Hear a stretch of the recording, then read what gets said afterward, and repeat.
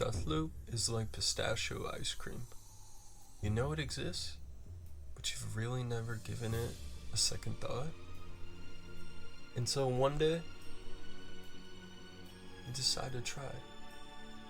And spoon by spoon, you realize it's too late to go back.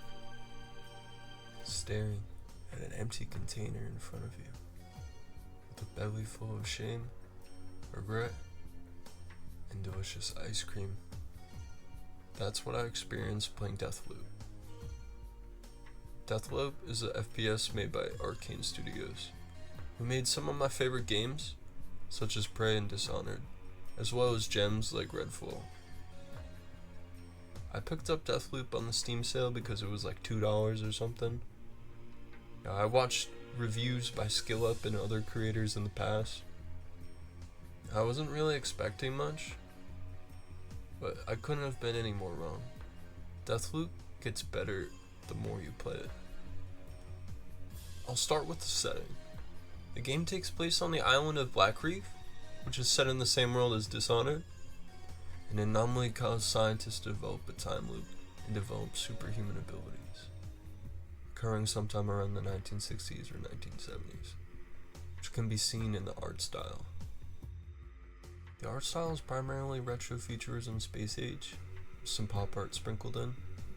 I was already familiar with the aesthetic from the 2001 Space Odyssey, and from the album Tranquility Base Hotel and Casino, so I am biased when I say I think it's really fucking cool. I'd love to have a place decked out like Cole's apartment. The art style is everywhere you look, from advertisements to furniture or clothes. It's in your face constantly, and I'm all about it. The environment also looks pretty stunning. I don't have a high spec PC at all. I played it on a Steam Deck, but this game still looked incredible with the distant glaciers, wrecked plains, and grass. The art style also makes its way to the weapons. They all feel familiar yet a little futuristic. One of my favorite designs was the nail gun. I love the look of it, even though I don't actually really like using it that much in game. Okay, that's enough gushing about the art style. Now let me talk about what makes this game unique. Invasions. Invasion modes, Sniper Elite, Watch Dogs. Several games have them. But what makes the invasions in this game unique is the time loop. You have to complete all your objectives by the end of the day to win. But while you're running around or sneaking, Juliana is on the hunt.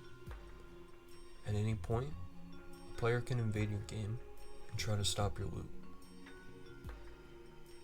The game notifies you, and you can't leave the map until you hack this device.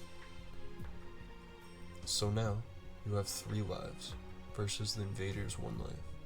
To either take out the invader, hack the device, and escape, or sneak, hack the device, and escape from Juliana without her knowing. It makes the game feel extremely exciting due to the risk of having to restart your loop at any time. Really makes your victories feel intoxicating. Every playthrough is unique. You never know what might happen or when because of the variety of abilities and loadout options. Deathloop is an immersive sim or ImSim.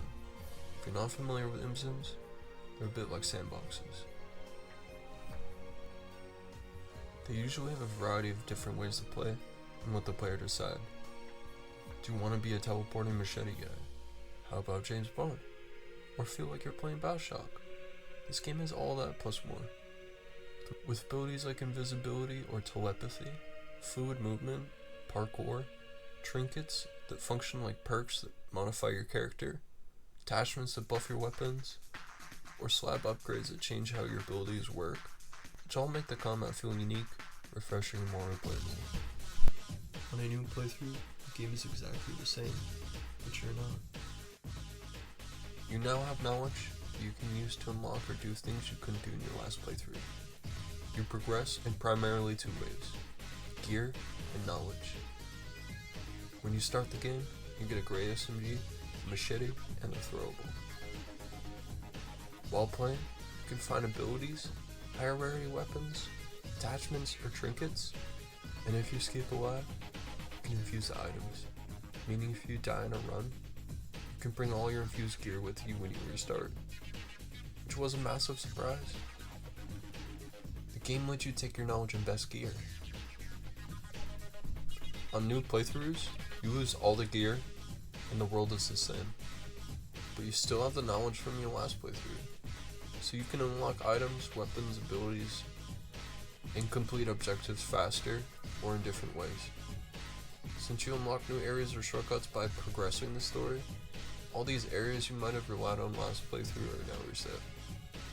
So if you're planning on using them, think again. All this knowledge plays off the game design quite well. I think Arcane made a lot of clever decisions for the game design, particularly with all the different maps. They feel pretty dense, offering routes above, below, and on level ground. With routes or areas changing significantly as you progress through your time loop, which makes the maps feel slightly different and interesting every time you visit. I like to think of it as Hitman or Assassination Light. Do the enemies spread throughout the level to really make you work for your stealth runs? I failed countless times trying to do target only undetected runs because an AI heard me slide or move on the other side of a wall. The sound design overall does what it sets out to do. None of the sounds or effects feel out of place. There really isn't anything noteworthy other than the guitar guy. You can find him jamming on a guitar while you play through one of the maps. I thought it was a cool addition. Or the soundtrack that sounds like it came from the 1960s. While the gameplay is what got me hooked, the story is what made me stick around to finish the game. I won't be spoiling any of the major story beats, but if you want no spoilers at all, I suggest you finish the game before finishing the video. The story wasn't amazing or anything, but I enjoyed it for what it was. Each of the main characters have believable yet distinct personalities, with interesting dynamics between all the enforcers. I really liked the back and forth between Cole's character and Juliana. I thought the dialogue was effective for what they were going for. The story set up a split ending pretty well, versus some games like Fallout 4 feel a little weird when you're a raider supposed to be finding his son, but is running around stealing things, building settlements, and blowing Minutemen heads off. After spending a lot of time in Black Reef, I wish the maps were bigger. I really liked the maps in Deathloop, but they did feel a bit small. My biggest issue with the game was I knew where pretty much everything was in a few time loops. I had such a great time exploring everything, but discovered it all fairly quickly. It also would have been nice to have different ways to progress or complete the story. Would have made the game even more replayable and exciting, since replays mostly feel suited for speedrunning and stealth runs. Would also be cool to see a new game plus. Having to complete the game in a different order of events or maybe with new objectives would also make the game feel more replayable and interesting. It would be nice to see more variety in the in-game weapons. I feel like there are a lot of types of weapons that should have or could have been in the game that weren't. And I'd like to see the weapon rarities make the guns feel more unique or powerful. So attachments only offer buffs. Purple gun doesn't really feel drastically better than the gray one. Maybe make the gray pistol like a brand new high power, the purple 44 and the legendary deagle or something. Do I think you should play this game? Hell yes. I bought this game for almost nothing, and I didn't think I'd enjoy it at all, but I could not stop playing this game once I started it. This game isn't flawless. I wish the maps were larger. There could have been more weapon variety and more ways to complete or progress the story. But the art style, player choice, story, game design, character progression are more than enough to make up for it. And the gameplay progression of getting powerful from gear and knowledge sets the game apart from all its peers.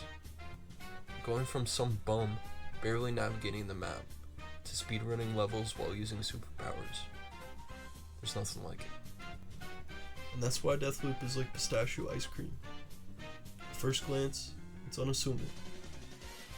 Then all the ice cream is gone. And you're wondering what happens next. Thank you for watching.